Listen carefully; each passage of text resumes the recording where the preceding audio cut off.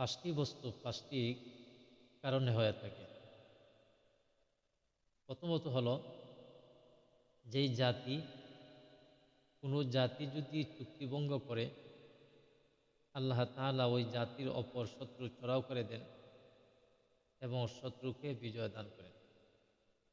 দুই, কোনো দেশে যদি, কোনো রাষ্ট্রে যদি আল্লাহর বিধান ছাড়া মানুষের বানানো বিধানে রাষ্ট্র পরিচালনা করে, তাহলে এই রাষ্ট্রের মধ্যে আল্লাহ তাআলা দারিদ্রতা দিয়ে দেন। 3 নম্বর হলো, কোনো এলাকার মধ্যে যদি জিনা হয়, জিনা বেশি সয়লাভ হয়, সেই এলাকার মধ্যে আল্লাহ তাআলা মৃত্যুর হার দিয়ে দেন। 4 নম্বর, যেই এলাকার মানুষরা ওজনে কম দেয়, মাপে কম দেয়, সেই এলাকার রিজিক আল্লাহ তাআলা বন্ধ করে দেন।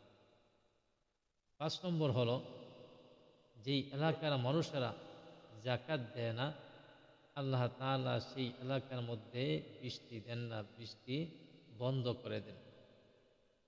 এই হলো 5টি কারণে আল্লাহ তাআলা 5টি বস্তু দেন।